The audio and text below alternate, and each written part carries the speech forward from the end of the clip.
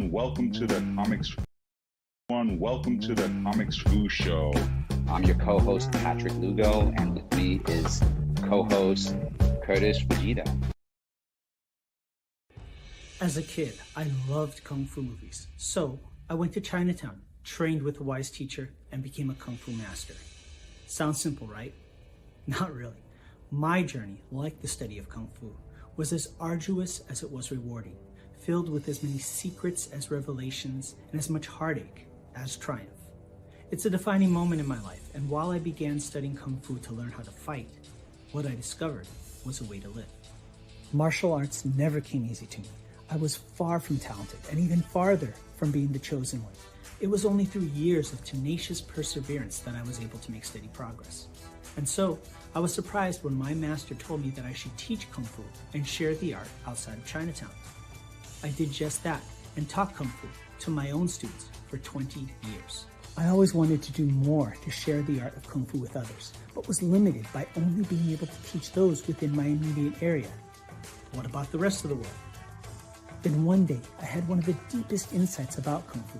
I realized that the punches, kicks, throws, and myriad of martial maneuvers are merely the delivery system for the true essence of Kung Fu, the philosophy and way of life.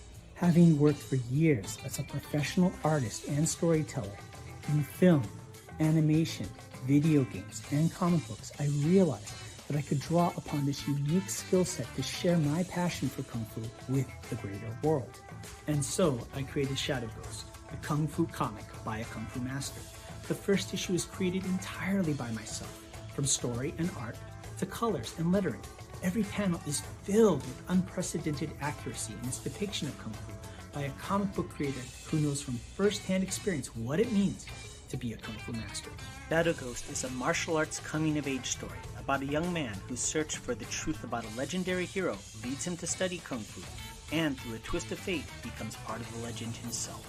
For the first time in comic book history, you can immerse yourself further in each issue with Kung Fu skills technology, powered by Tiger Crane Kung Fu. Scan the QR code at the back of the comic and follow an exclusive link to an online instructional video where I teach you Kung Fu techniques featured in the series. With Kung Fu skills technology, you can do more than just read about the Shadow Ghost saga. You can become a part of it. The first issue is completely finished and ready for print. All that's needed is for you to make a pledge of support so that we can fund the printing of the first issue. Together, we can share the wisdom of Kung Fu with the greater world. Shadow Ghost is the story of Kung Fu. It's about the people, the art, the culture, and the philosophy. It's my story and the story of those that I've learned from, taught, fought, and loved. Join me and become part of the vibrant legacy in a place and time where we might not be the chosen one, but where we can make a choice to be part of something bigger and greater than just ourselves. I'm Sifu Kurtis Fujita, and this is Shadow Ghost, the Kung Fu comic by a Kung Fu master.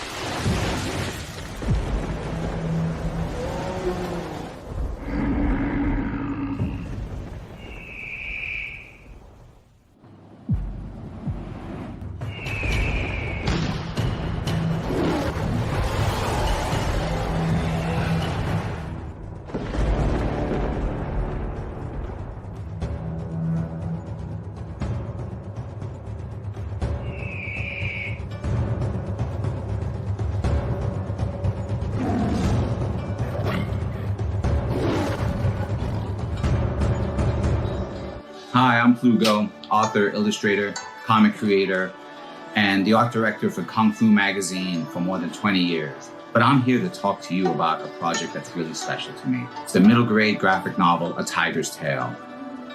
Imagine this story of tigers and dragons and martial artists and monsters.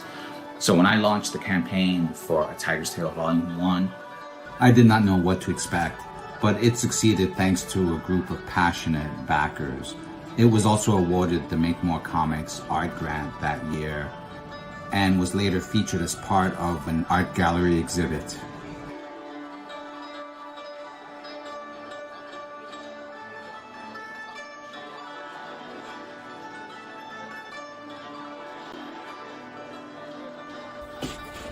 And that's why I'm coming to Kickstarter, to cover production fees, printing, copy editing, things like that. Books completed, with the exception of a few pages I've set aside for color over the course of the campaign. This turned out to be a popular feature of Volume 1's campaign, so I thought I'd bring it back for Volume 2. I think it's going to be great fun for everyone. Hope you'll support the campaign. I'm very excited about it. Thanks for stopping by.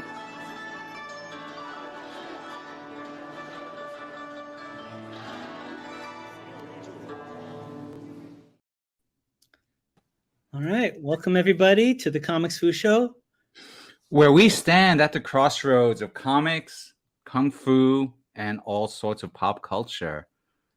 This is my co-host Kurtis Fujita. Would you care to explain yourself, sir?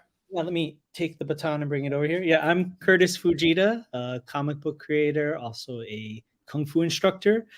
Currently, I have a crowdfunding campaign for my comic book called Shadow Ghost. It's the Kung Fu comic by a Kung Fu master. So please check it out. We're about halfway through the campaign.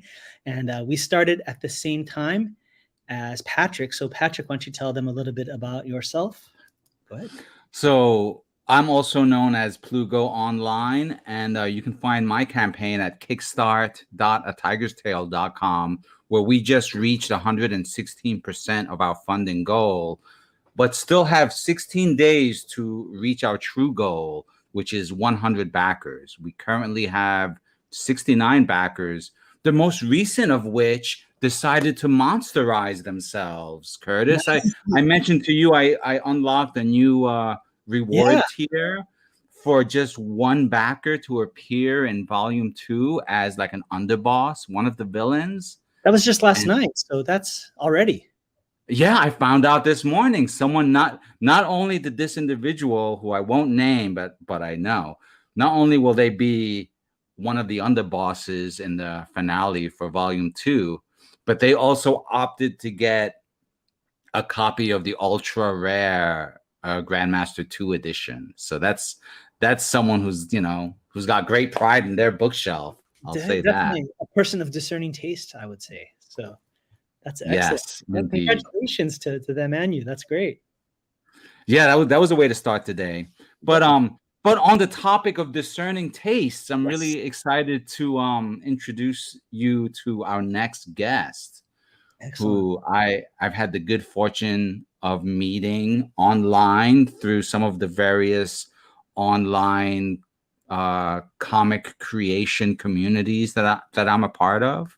Excellent. And we initially met and quickly discovered, a shared history with Kung Fu, and specifically Kung Fu Tai Chi, the magazine. So, but I'll let him go into detail with that. What we have with us is illustrator extraordinaire Leonardo Quiles, joining us from a very frosty New England. Well, hello, welcome to the show. Welcome, Leo. Thanks for joining us. Thank you. Thanks for the invite. This is great to be with you guys. Definitely. I feel like I'm in good company. Good. Skilled martial artist and skilled master penmanship. There you go. Excellent. Yeah.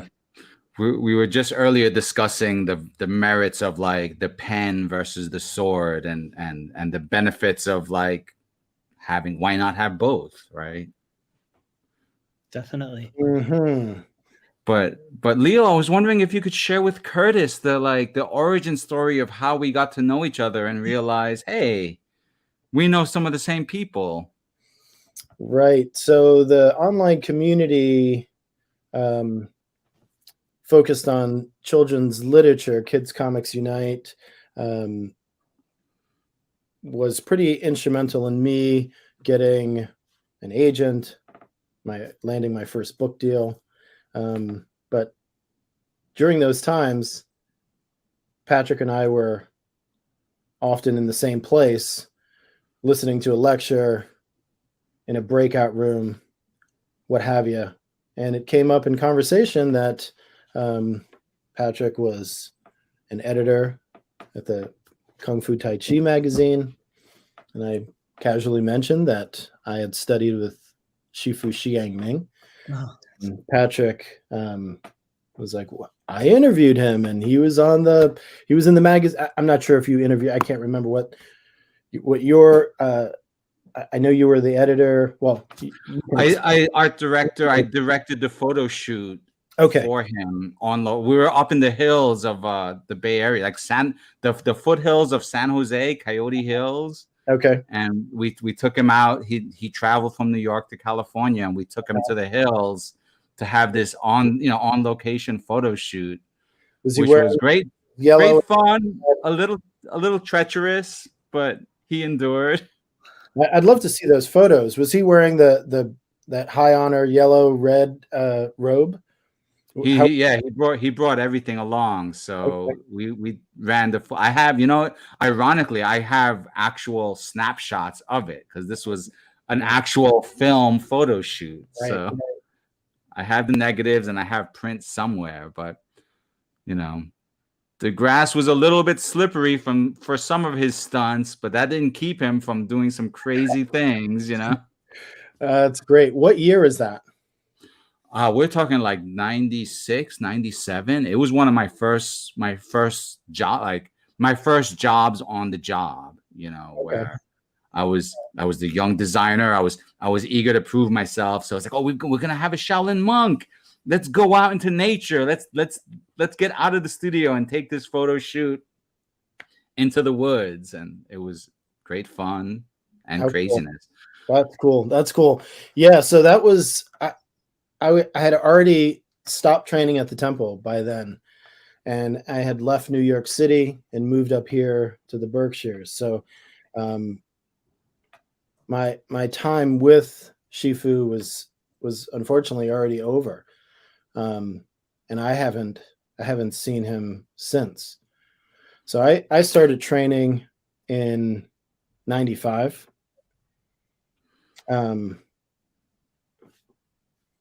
Yeah, it was kind of a strange thing.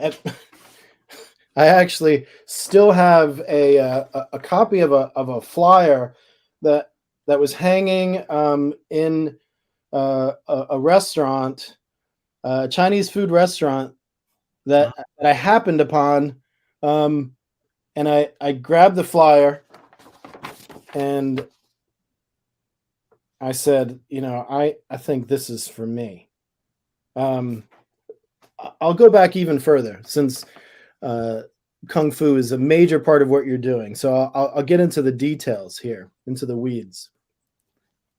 I was in New York City for art school. I left the Bay Area to come to New York to attend Parsons School Design at the New School. This was in the early 90s.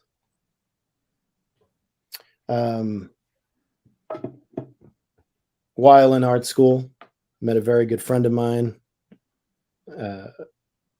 super talented illustrator from the UK. And she, Ursula Young, fantastic artist, look her up. She, because of her interest in techno music, introduced me to this whole culture of raving, which was totally foreign to me. New York City born, Brooklyn boy, raised on hip hop. That was pretty much all I really knew. Outside of the, rock music like Led Zeppelin or those types of bands.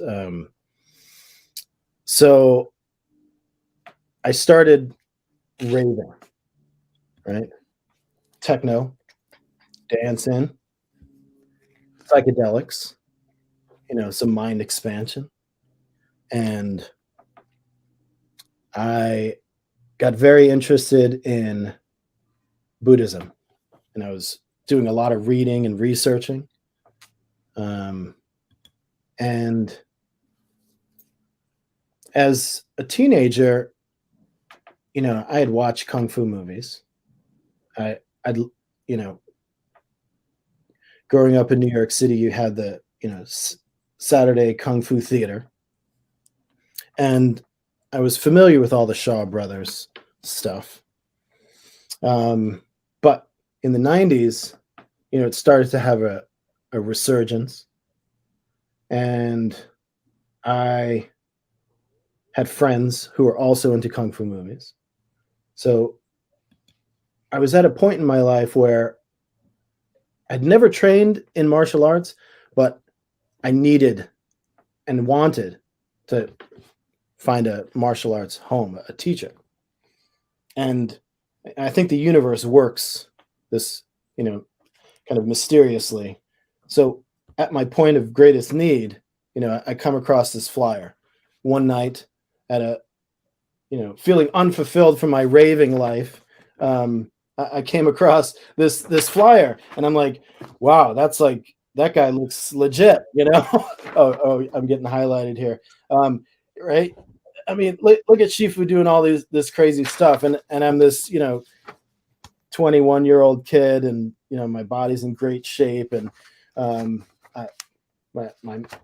mind's expanded, and I'm ready for more. So 95, the address on here is Bowery, 3rd floor. It's this little tiny place. Done a little research on Shifu since, and I had no idea there was no heat or electricity there. Wow. But from the first moment I walk in, I go into this strange, it's up these like rickety stairs, and I go into this room, and there's this huge Buddhist altar, incense, statues, flowers, fruit. And there's a couple of local old elders who are there lighting incense. And I felt like I walked into a church. I was like, is this the Kung Fu studio? And then Shifu was standing in front of me, and I felt like I was almost knocked over from his energy and his intense, piercing eyes. Like he looked right into my soul, and I felt like I was like turned inside out. And I was like, oh my God, I think my head was spinning. I was like, I'm in this strange, I've never been in the presence of chi in that kind of, that resonated in that sort of, with that sort of power. And I imagine, if you believe in Christianity, folks like, falling at their knees in front of the Messiah, I almost felt that sort of reverence. I was like, just completely floored. And he was very welcoming. It was like, his English was horrible. He had just recently defected from China, and I didn't know this at the time, but he had just opened up a year prior the temple. But he had an assistant, a very nice young Asian woman named Sophia Chang, who eventually became his wife. But she was his assistant, and she kind of did all the talking. And she told me the schedule, come back on this day, wear soft pants, sneakers. And it started a 2-year relationship with the temple. And it was perfect. I was done with, ecstasy and mushrooms and those things. And now, shaved my head, went vegetarian, started studying Buddhism, which was really the reason I went to the temple, right? I had an interest in martial arts, but I had no interest in belts or competition. It was not about fighting. It was about inner cultivation. And I felt like I had found Shangri-La. And it really was that for me. My, everything was opened up completely. I was single. I was healthy. I was exercising. I couldn't get to the temple enough times. Any free time I had, I lived on First Avenue and 4th Street, and I would jog from my house down to the temple, and I would train, and I'd jog back home, and I'd eat a falafel or something, and I had no interest in girls or partying. I was just working and training. And, I looking back, I didn't realize how special those times were. Well, I shouldn't say that. I did. I did because of the profound effect that Shifu had on me and my life. So, I studied martial arts. I studied Buddhism. We'd actually sit down and we'd read passages, Tai Chi and Qigong. But, just for me, these are really important martial art forms, and you guys are both respectively far more skilled and committed to creating that art form. I had this very short window where I kind of just scratched the surface, but it really made a profound effect on me. And I still think about those days. I went out and, bought the Shaolin workout book because, I couldn't find anything that was at all like what Shifu was doing or could do. Everything was commercial, or it was like, they were just trying to get kids in after school. And there was that I had already had a teacher, so I wasn't looking for another one, so it was really difficult trying to find someone that was comparable. So trying to train on my own was difficult. I eventually, I just work out, go to the gym, run, try to stay fit. But any of the real martial arts training has all fallen by the wayside. However, Shifu did open up an external temple in upstate New York, which is not terribly far from where I am. And now that, 25 years later, I'm a parent, and I have a young teenager. I have two young teenagers, or two teenagers. And, my son is coming, starting to be interested in his body and wants to train. So I'd love to, I think maybe this summer, get over to the temple and do one of those week retreats. And I'd love to reconnect with Shifu again and Sophia Chang. So, at the time, I kind of knew, I definitely knew about Wu-Tang, right? So we'll segue into a little hip hop here, since we're talking about the temple. And the temple moved around.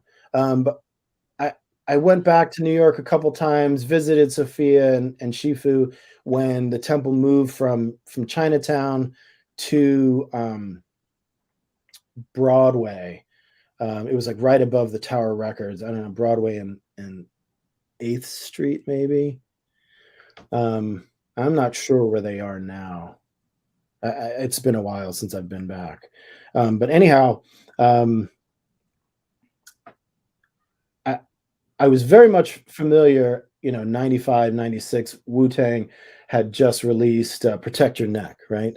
And like I'd mentioned before, I was a huge and still hip-hop fan, raised on hip-hop. And New York City at the time had this amazing underground hip-hop show called the Stretch and Bobbito Show. And it was run out of Columbia, the Columbia University. And the show was, I want to say Wednesday or Thursday night, from like midnight until 4 a.m, right? And religiously, all of my buddies and I would get together and, have a beer, and we'd, watch and listen and record on tape these hip hop shows. And they had freestyle section moments in the show where they'd have an MC come out, and they're always, Biggie Smalls and Jay-Z and, Lord Finesse and all the MC New York Underground. And then this group comes out, Wu-Tang, and, this crazy energy and all these guys and different MCs. And they were just, it was mind blowing. The whole of the New York City underground world was in a tizzy over this group who, so many groups are like, when Nas came out, had all these incredible, already established names that were backing him, Premier and all these people who were, kind of ushering this person in. But Wu-Tang was like, it came out of left field and it hit like a comet. So I was very much aware. But RZA was in training at the temple when I was there. I knew Sophia, and I knew that she had something to do with Wu-Tang. She was, and I come to find out a manager, reading the liner notes to a record, and there was like, oh, there's a, thanks for managing Sophia Chen. It's like, oh my God, that's the same Sophia. That's our Sophia. She didn't even say anything. But yeah, and it was, great to watch RZA come into the temple and train, and then he and Shifu have had, an amazingly close relationship. And I love that Coffee and Cigarettes movie that Shifu was in. It's who's the director? I want to say Linklater. Anyhow, it's a great movie, Coffee and Cigarettes, and there's a segment with RZA and Bill Murray, and they're talking about, oh, I gotta stop at the temple, and so though I've never met RZA, I definitely feel like we are Shaolin brothers.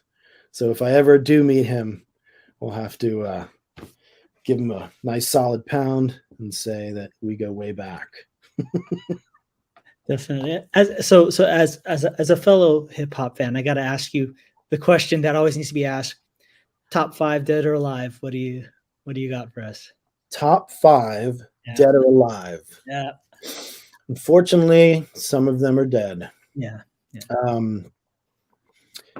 Gifted, Universal, Rhymes Unlimited, Guru, Gangstar. Yeah. It was mostly the voice. I loved what Gangstar was doing. I'm in my 50s, so I'm on the 5th floor. So I remember, when that stuff was coming out. Public Enemy was a huge fan when I was in high school.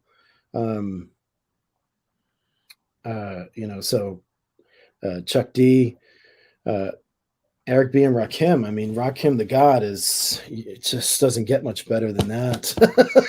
Yeah. Let's see, that's 3. Jay-Z, he's got to be up there. He's very impressive. All right, now number 5.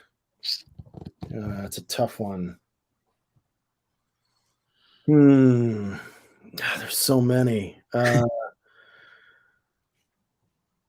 got a lot of love and respect for Black Thought. I think of the Roots, his freestyling ability is kind of mind blowing. If you've ever seen him do a freestyle, I think Sway and Tech on their radio show has had him as a guest, and it's just nuts to see how someone can do word recall and tell a story and get as incredibly deep all on the fly. It's nuts. Storytelling, it feels like this lost part of the art that you don't see as much nowadays. I mean, stylistically, say what you will, but the storytelling at a certain point in time was like so high and so elevated and took you to a different place. And it's not the focus as much, at least mainstream, which is so unfortunate because that was such a powerful element of it, right? Absolutely.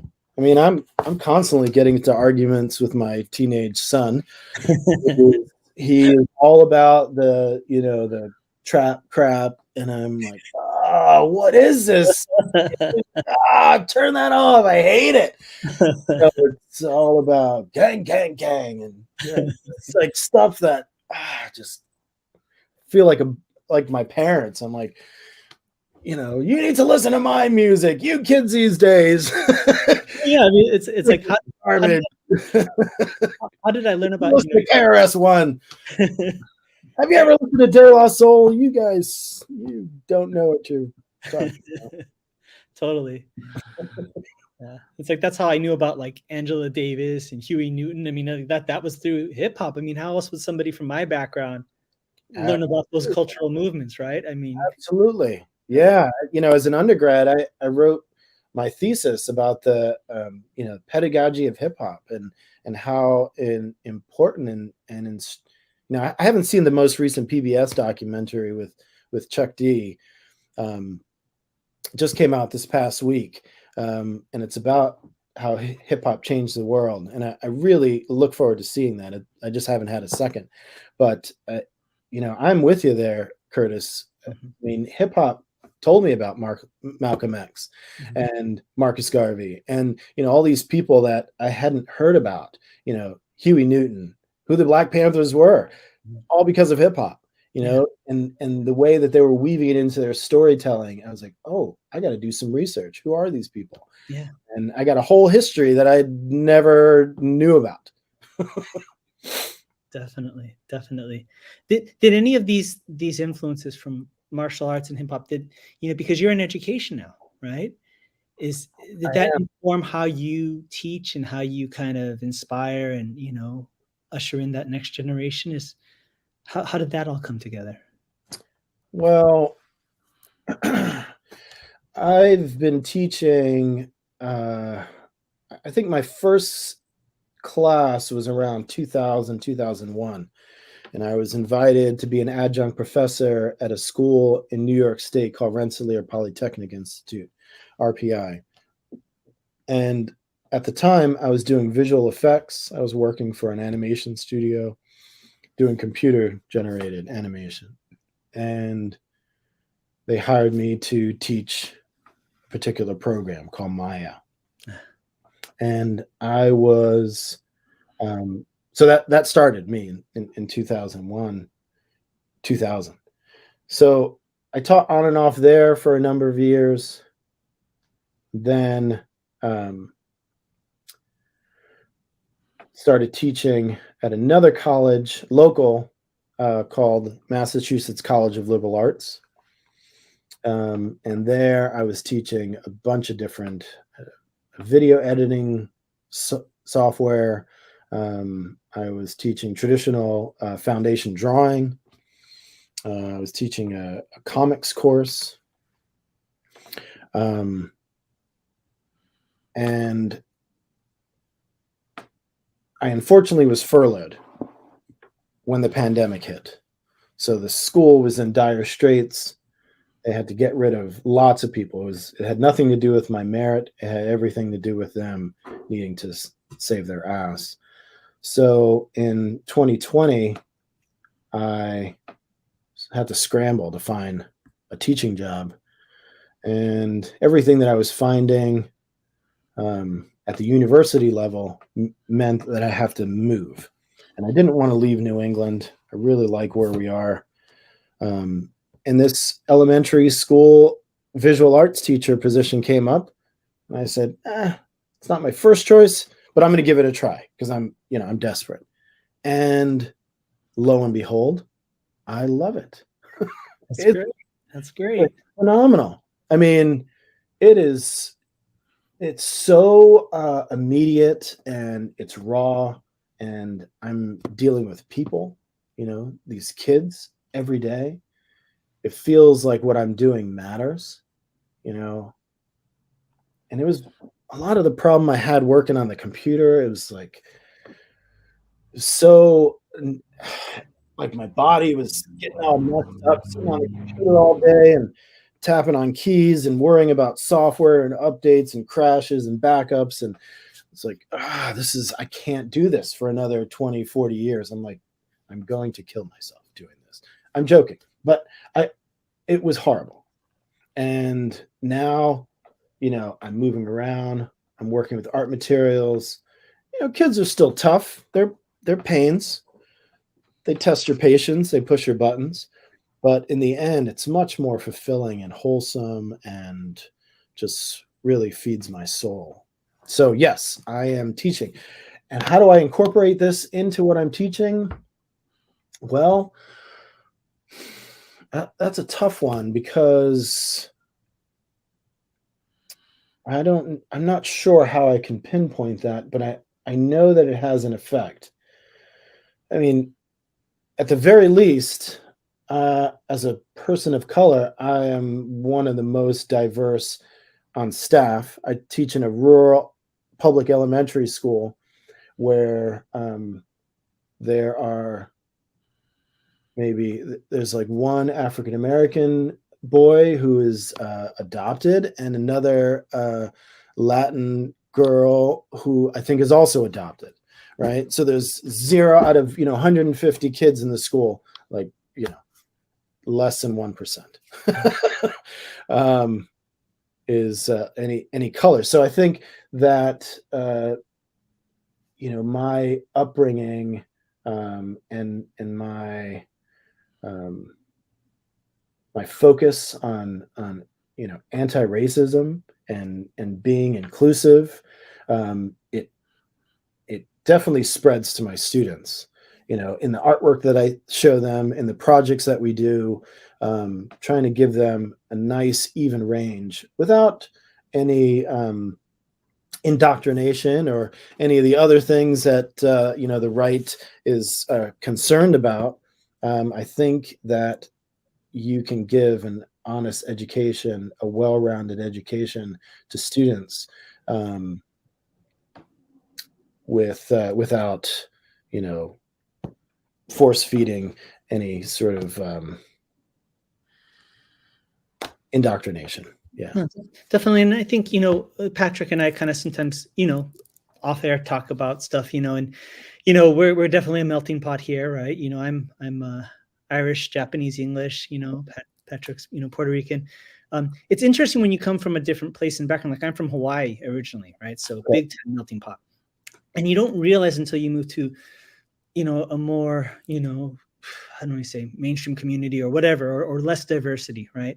But without knowing this, you become the ambassador for a culture. You may be the only person in these kids' lives, at least during their childhood, that they'll reference to somebody of your ethnicity. And that's just without you even bringing it up. But you could be that flashpoint that they look back on, I remember I know somebody of that ethnicity. My teacher growing up, he was a nice guy. Maybe I'll look at these people this way or with a different perspective. You never know, right? Whether it's by choice or not, we're all kind of cultural ambassadors. In that case, right? It's kind of bestowed upon us, whether we want it or not. So, right. Yeah, that's a great point. Yeah, that's my hope, is that I can be at least a positive example of what a male Puerto Rican boy from the inner city, part of the Puerto Rican diaspora, is about, and it's not the stereotypes that you've been force-fed by commercial media. It's completely different than what you might have thought. Definitely. And I think that's the American experience, to me at least, is you define it, right? I mean, I have people tell me, why do you like hip hop? Well, you give me an example of what somebody who's Japanese, Irish, and English is supposed to be like. I'll follow it, but I'm kind of making it up as I go along, so, you like what you like. I mean, that's Curtis, I'm sorry, Pat, I don't mean to cut you off. Hold that thought. You asked me for top 5 dead or alive. Oh, no. Dead or alive. See, I can dish it, but I can't take it. He just Tai Chi'd you. Oh my gosh. Okay. Right, on the spot. Well, I should say this. I'm going to give what are my favorites, but not what's absolutely like criteria, like scholastically top 5 dead or alive, because, for me, I love DMX. I think there's nobody that was as gritty or as more profound and had so much heart and literally like laid it out on the table as him. I think Nas is phenomenal. Nowadays, there's there's I'm trying to think what I liked Ice-T growing up. Maybe not the best hip hop artist, but I liked him for his audacity. And then I'd say right now, and this is kind of just currently what I'm listening to, I really like this collective out of Minnesota called Doomtree. They're phenomenal. They have a female rapper named Dessa, Dessa, who I quoted in Kung Fu Tai Chi magazine. That's how much I like them. My most recent article, I quoted her. What are they called? Doomtree? Doomtree, one word. And the two standouts from them are this lady named Dessa, Dessa, absolutely phenomenal. She's a singer, a poet, and an excellent rapper. And she brings the vocals of her singing into her rap, the inflection, just absolutely stunning. And there's another person named POS that's out of that group. So those are my main ones. And then my obscure pick is there was a group called KMD from way back in the early 90s for positive cause in a much damaged society. Okay. I think I remember KMD. Yeah. They were an offshoot of MC Search. I think kind of ushered them in. And they only had 2 albums, and one of the gentlemen from it went on to become, what's his name? MF Doom. MF Doom is originally from that group. So those are, and the very last one, even though it's not top 5, is Sage Francis out of Rhode Island. Sage Francis is one of my favorites of all time. So all right, it's my top 6.5 out of 5. So that's great. That's so cool. So, yeah, I got some listening to do. Yeah, definitely. I'm sorry, Patrick. Please go. No, well, first, jump in.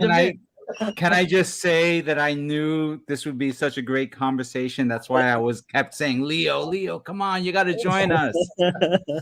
So I'm just having a great time with it. And the one thing I wanted to comment on is like the kung fu-ishness of it all. Here we all are talking kung fu and kung fu's impact on our lives, while none of us are from China, right? Yeah. So it's like it's such an example of like how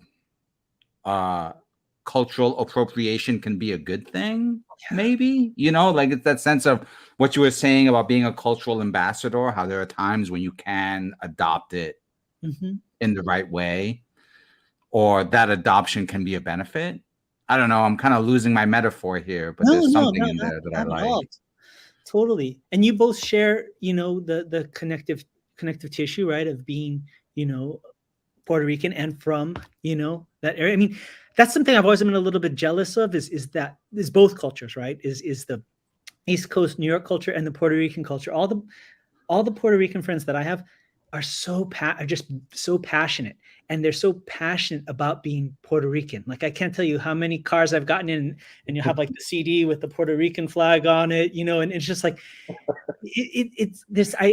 it's kind of like coming from Hawaii. Maybe it's that island culture, but that idea of just being so passionate about where you came from and so unapologetic about it. And I just admire that so much. And the whole New York scene, I think it's just, you guys have such a tremendous culture coming from out of there, It's crazy. I mean, it's kind of funny, Leo. We must have crossed paths. Like, I threw my last rave party at around 94. And then before I left New York, I started throwing very, very private parties for a handful of like fraternities in the brownstones basements of Columbia University. Wow. Where it would be very like, we would be hired, I would be hired to bring one of my, reliable, my token London DJ, right? My one DJ who came out from the UK because the competition was too stiff. But in New York, he was the London DJ that everyone needed, Very cool. And so we throw these little, they weren't raves at this point. There was like these very private little, house music and techno music parties at Columbia University. And then one winter too many, I went west. So, so then that whole crossover, the Xi'an Ming crossover, we must have just ships in the night. It's amazing. Absolutely. Definitely. But I have something here I want to share. Yeah, please. It's that's great. It's an example of comic art that I pulled from your website, because yes, I was wondering if you could give us a little bit of the behind the work of this gorgeous work. I mean, the subject matter, the choices. Sure.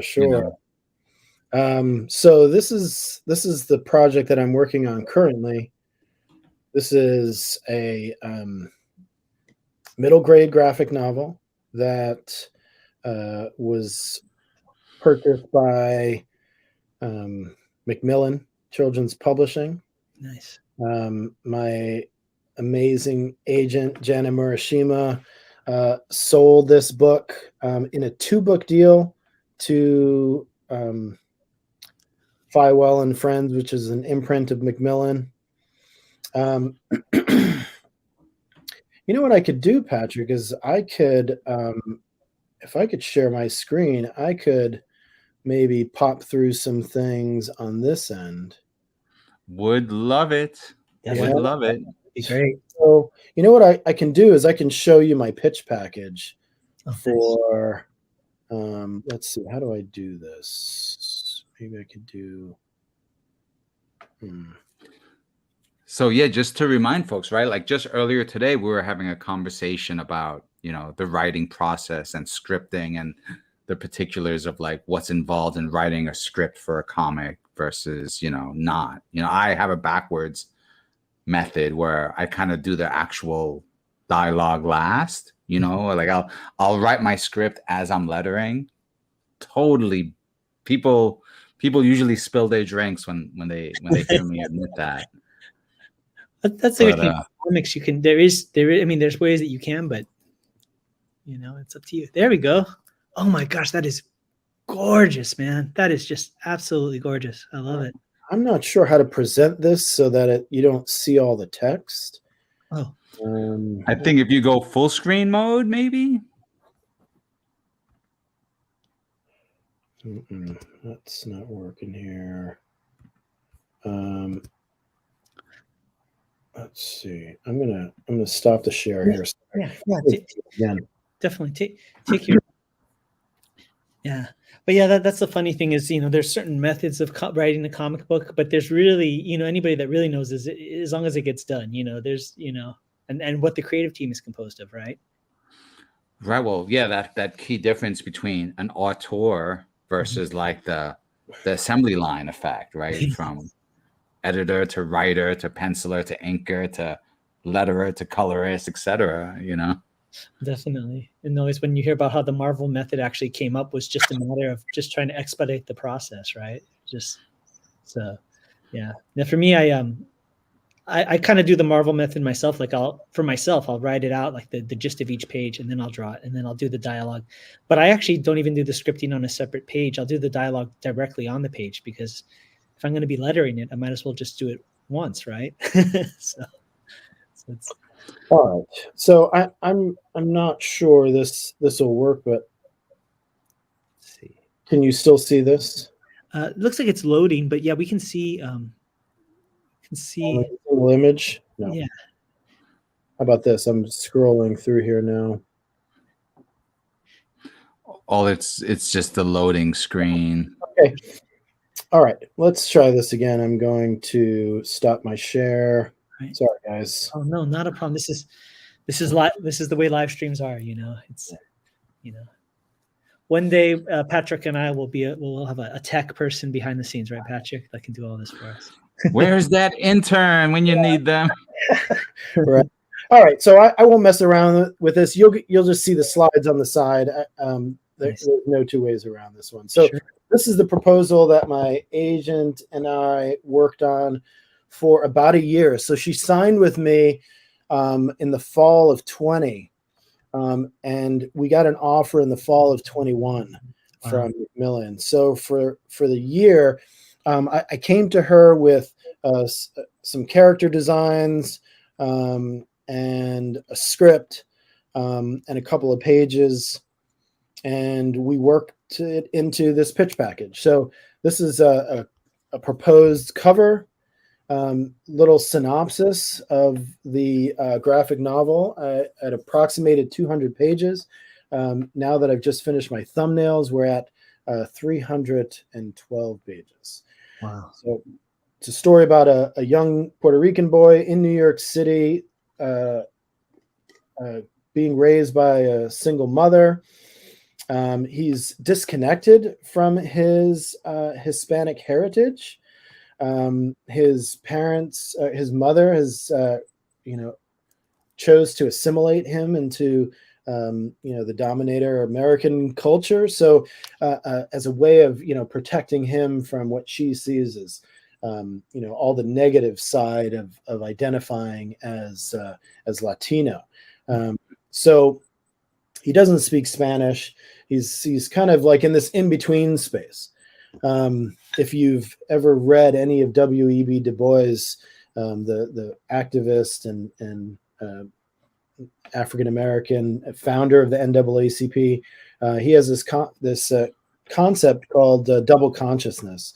It's a theory of African-Americans living, in this single body in a warring ideal of these two places, not African, not American, but somewhere in between. And Kurtis, I'm sure, being mixed race, you probably have personally felt some of this. Am I Japanese? Am I American? Am I Japanese enough for the Japanese? Am I American enough for the Americans? Where do I fit? And I was, kind of battling with that myself, and I thought I'd take this concept of double consciousness and turn it into a story. So this young boy is really disconnected. He doesn't know his paternal family. All of his family is through his mother. The father is non-existent. But out of the blue, he receives a plane ticket from his paternal grandfather to fly to Puerto Rico to help rebuild a family house after a hurricane. Here are some sample pages. This is the opening spread. It's a dream sequence. Here he is with his mother.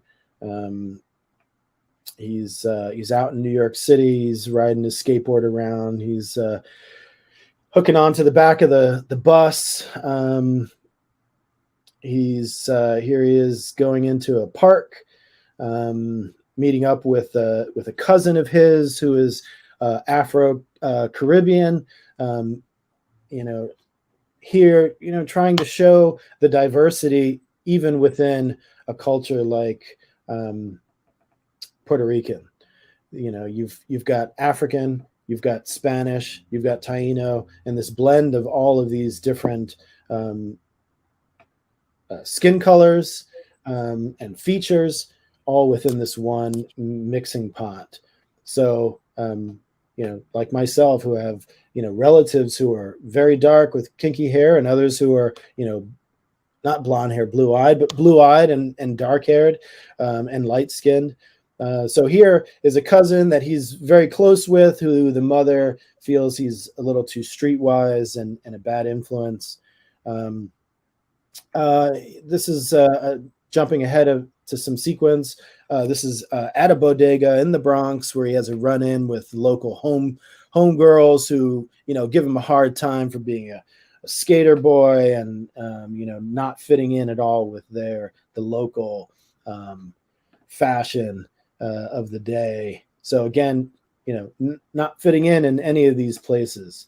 This is a shot in Puerto Rico with another cousin that he recently met when arriving there, and also, getting an understanding of what post-Maria, post-hurricane life was like, with, access to clean water and electricity and blackouts and shortages of gas and long lines and that sort of thing. So, it's kind of a topical issue, but also dealing with a lot of things that I'm interested in. This is a little part of the pitch that talks about my background, Parsons School Design, MFA at University Hartford, comp titles. So these are other graphic novels that are dealing with similar themes to show where my book would fit in the marketplace. These are prose books that are dealing with similar themes of race and identity.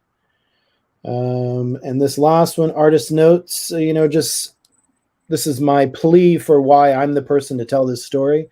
New York City boy, born and raised in hip hop, talking about the cultural things that are happening right now, dealing with Latino and Latinx peoples like Boricua, comic book, Bad Bunny, West Side Story, In the Heights, all of these tying into the Puerto Rican diaspora story, comics, popular culture. So that was picked up. And I'm going to jump while I still have this going. I'm going to jump over to my thumbnails. So this is what I just, oh, you know what? Since I've got you guys, I'm going to bend your ear. This is a kickoff. So this is a slideshow I had for a kickoff party. Kickoff party. Listen to me. Kickoff meeting with my art director, Kirk Benshoff, who was the art director for First Second, and my editor, Liz Zabla at Fywell and Friends. So this is a character. This is a watercolor. Two characters. This is the cousin and an aunt that he meets in Puerto Rico, and what she's saying there is "Quédate quieto," which is settle down, and "Te voy a matar el cocotazo" is do you want to get a hit on the head? And I saw this a lot with my sister, very textured hair, and my mom, combing out her hair. So I was just showing, kind of finished pencils and final ink, some character development. These are character sheets for the cast of characters in the story. Little description about who they are. This is a character. Flag apron, glorious. It's awesome. Oh yeah, here's a flag apron, and here's another flag shirt. Showing these are again finished pencils, inking, and then some example of where am I? Example of thumbnails. And then I will jump into the thumbnails. And this, I just delivered this last week, so I'm very proud. This is Patrick, you asked after my post, what is this? So this is a book that you can buy commercially by a company called what does that say there? Midori. It's like graph paper, so this is a little bit of a mix. So you saw these in the pitch package. So I'm just putting those in where they fit in the process. When I first started doing these thumbnails, I was working on the iPad, and I thought, oh, this is going to make things faster. And what I realized is that I was actually getting caught up in more detail because you have the ability to scroll. So after 10, 15 pages, I was like, I got to skip that, and I went into working directly with pencil on paper. Still some pages from these are also digital. Then eventually they go into these are all digital. Now these are all pencil, right? And I've got the book here, and I can show you what they actually look like. These are like these are like business card size. So they're like 2x3. So great. Scroll through here. Thumbnail. Patrick, you asked also in that post, script as opposed to the thumbnail. So in the script, I have each line of dialogue. My script is written out like a screenplay. And so for each line of dialogue, I have a letter assigned to it and a page number, so that I'm not rewriting the text for each one, but I accommodate, leave a space for the word bubble in the composition, and then just pop the letter in there. So my editor can go back and forth between the script and the thumbnails. That's excellent. So these are them all. All the way to 312. Wow, this is great. I love it. And that's it. That's where I am right now. And I honestly just delivered that on Friday. Wow. we're already at 5:30. My gosh, where did the time go?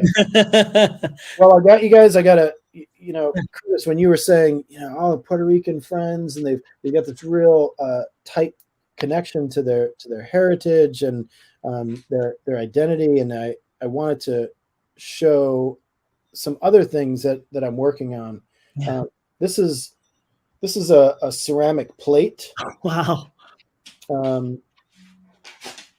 It is this is Albizu Campos, Uh-huh. who is a nationalist Puerto Rican who fought for independence Wow.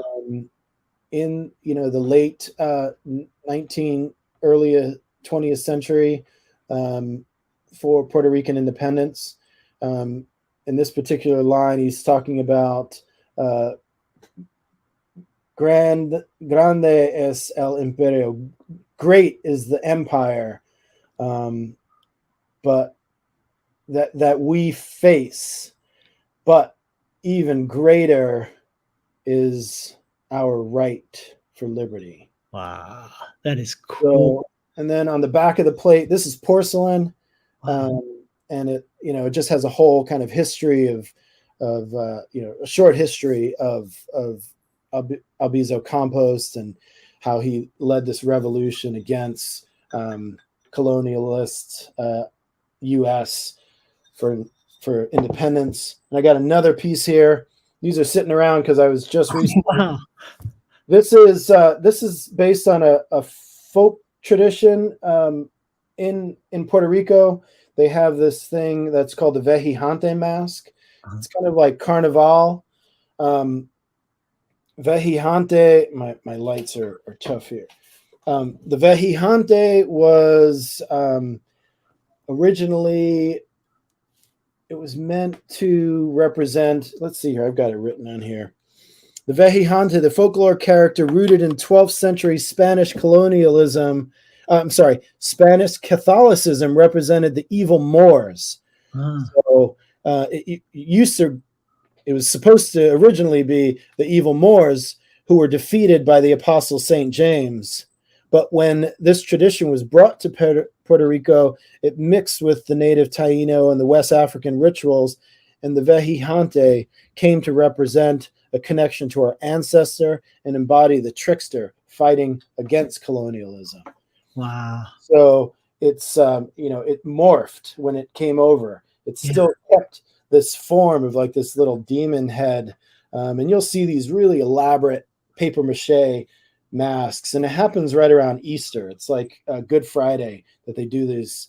So I made this porcelain one, and it's covered with these kind of tattoos, like, hip hop, graffiti tattoos, from my time in the Bay Area, and the Cholos and their Old English tattoos. And, I've got some native markings and let's see, this side here is a little teardrop, and some graffiti from my graffiti days, that sort of thing. And it hangs on the wall. That's tremendous. That is so cool. That is so. What I like is it's your unique voice. You know what I mean? That's what's so great about the kind of the comics. I would think I would like to think I can speak for Patrick too, but that we like, right? Is like these. This is something that you could only tell. There may be stories that are similar, but this is your story. And what I like so much is just visually. Oh my gosh, let's check this out. There we go. You got one. You know exactly what I'm talking about. Oh my gosh, that is so cool. Patrick, yes. I think you're muted. Let me take you off the mute. There you are. Wait. I think you're still muted. You chose to mute yourself. Yeah, I can't hear you. Yeah. There you are. Anyway, Yeah. Store bought, right? A gift from the folks to make sure I remain connected. Wow. But it's just, part of it, part of the culture. And what I is remember. Vejijante. Tohehikante? Nope, Vejijante, and it's spelled Vejijante.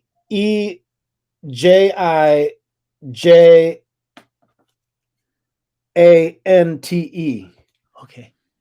So no, Vihang, right? Vihang translates to saint, mm-hmm. right? So it's almost like a saintling or something, right? Not quite a saint, but like a protective spirit. And I remember when my parents have since moved back to the US, but they spent a few years reconnecting. And I remember when we visited, everywhere, like we were on the flight to return, like on every hour there was a little miniature Mardi Gras as the band would just come out and in costume, and they would just march across the airport, and then an hour later they'd march back in the other direction. I love it. I know what I want now. I want one too. Yeah, the tricky thing about those is getting them back. They're some of them are really large, and they're intricate, and they have all these multiple horns, and then horns off of horns, and they're almost like tree spikes. It's just, you can probably buy one for $100, but it'll cost you 3 times as much to get it boxed up and sent home. So you can enjoy them while you're there, or you get, one like Patrick has, like a tabletop one. Yeah, exactly. I've been wanting to move that one out into the front garden to like hang out with the gnome, Perfect. That's awesome. Great stuff. Excellent. Yeah. What I love about your art is you can kind of see that urban kind of vibe, but it's not harsh. There's a personality to it that's really engaging, that it's just really, really great work, really excellent work. I can't wait to see that book. Thanks, Kurtis. I really appreciate it. Thank you. Definitely. The last question, Plugo, top 5, dead or alive? Man,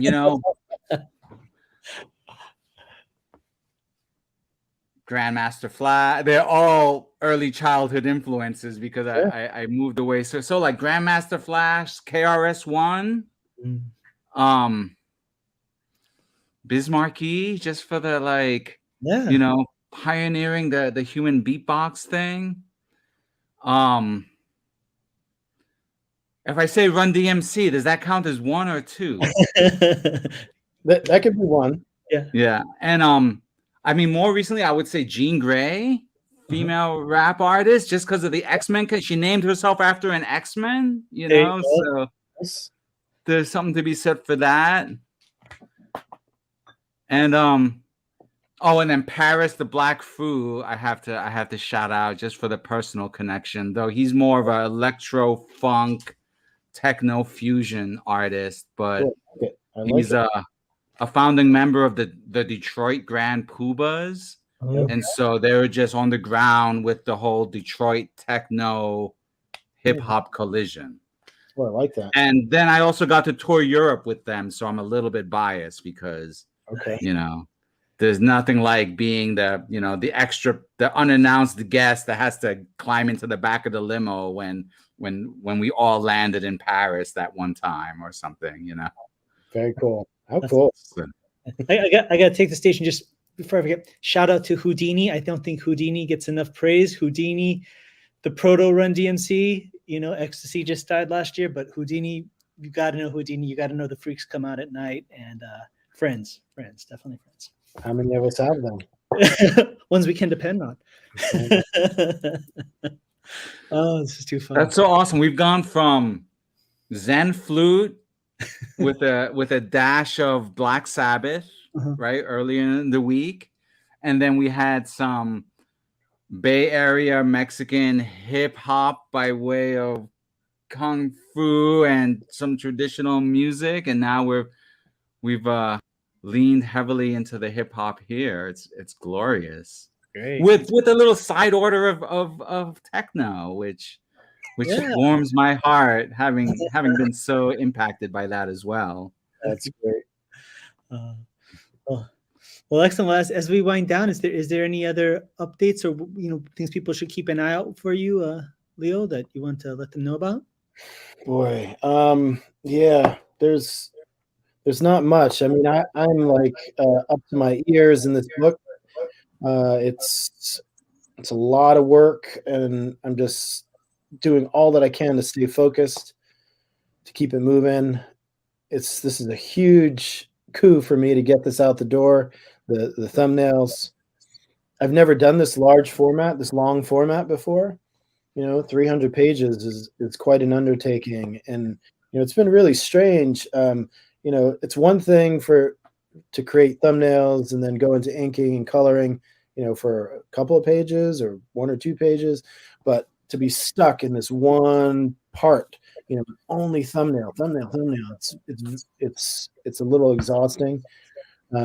And I'm not sure what the rest of the process has in store, but I'm excited. I'm honored that I have this opportunity to work with so many talented people to get it out the door. The story has gotten better because of my editor, and I'm sure that the art will be better working with the first, second people, and this whole thing is going to be fantastic.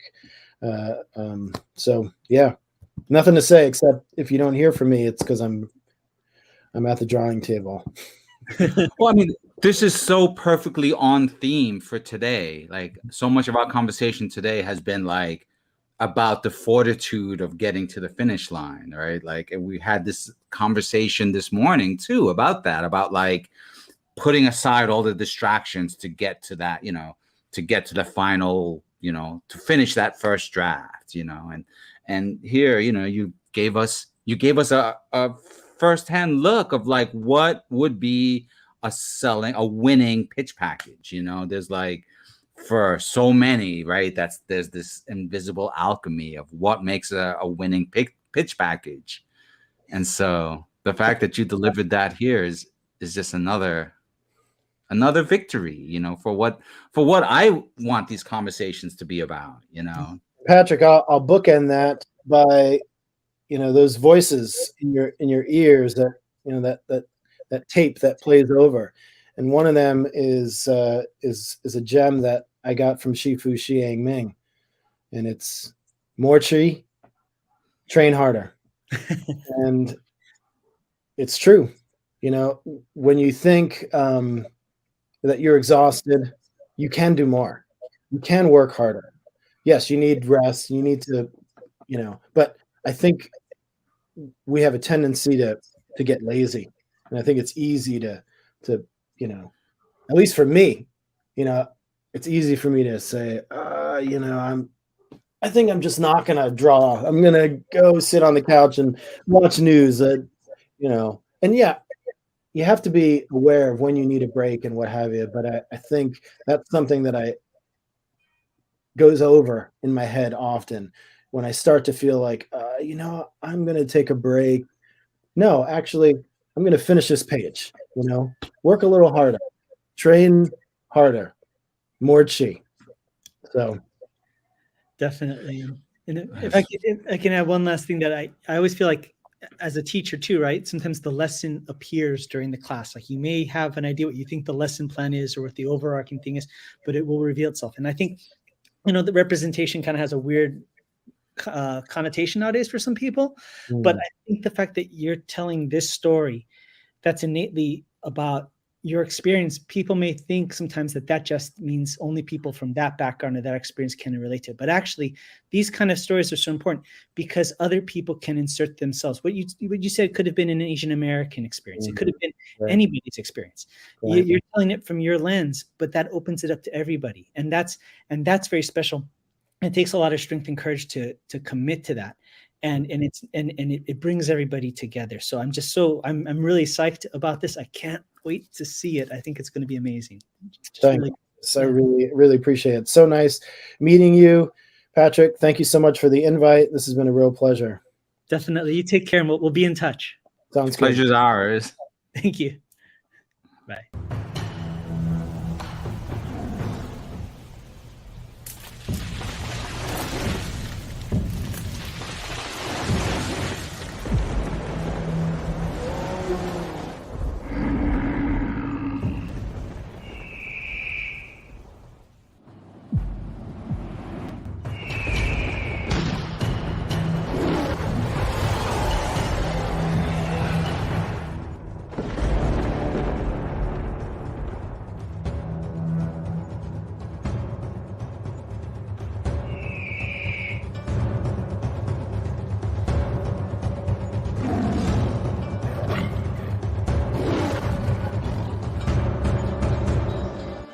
I'm Lugo, author, illustrator, comic creator, and the art director for Kung Fu magazine for more than 20 years. But I'm here to talk to you about a project that's really special to me. It's a middle grade graphic novel, A Tiger's Tale.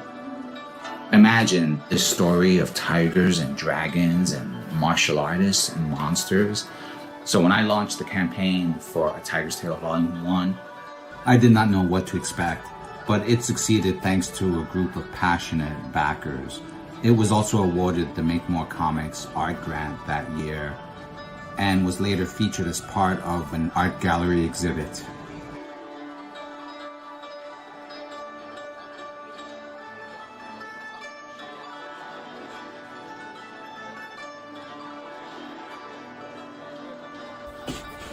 And that's why I'm coming to Kickstarter, to cover production fees, printing, copy editing, things like that. Books completed, with the exception of a few pages I've set aside for color over the course of the campaign. This turned out to be a popular feature of Volume 1's campaign, so I thought I'd bring it back for Volume 2. I think it's going to be great fun for everyone. Hope you'll support the campaign. I'm very excited about it. Thanks for stopping by.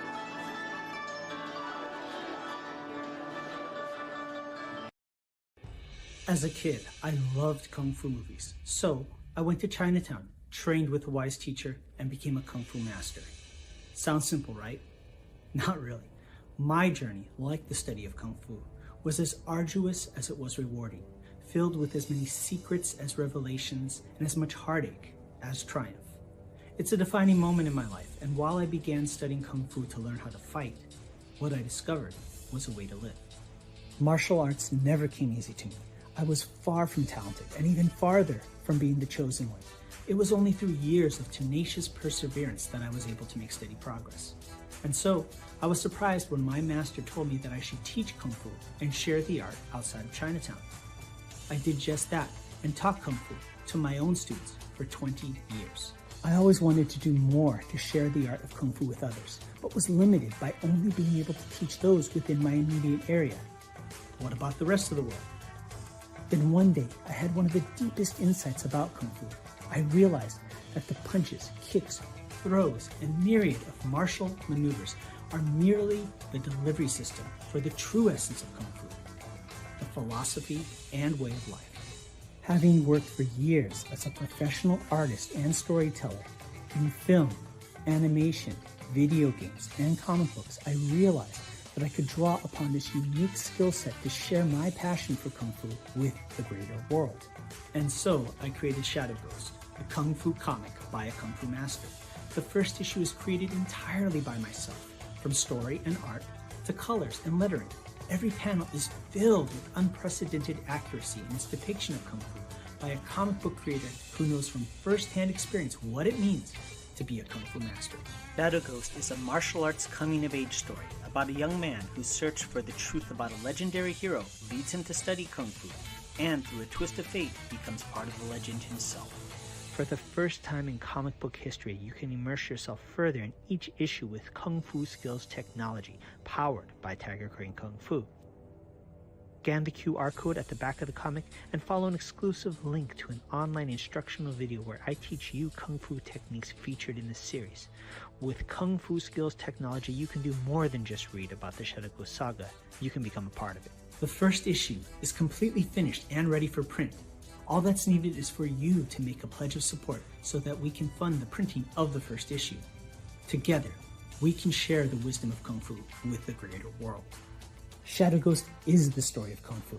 It's about the people, the art, the culture, and the philosophy. It's my story and the story of those that I've learned from, taught, fought, and loved. Join me and become part of the vibrant legacy in a place and time where we might not be the chosen one, but where we can make a choice to be part of something bigger and greater than just ourselves. I'm Sifu Kurtis Fujita, and this is Shadow Ghost, the Kung Fu comic by a Kung Fu master.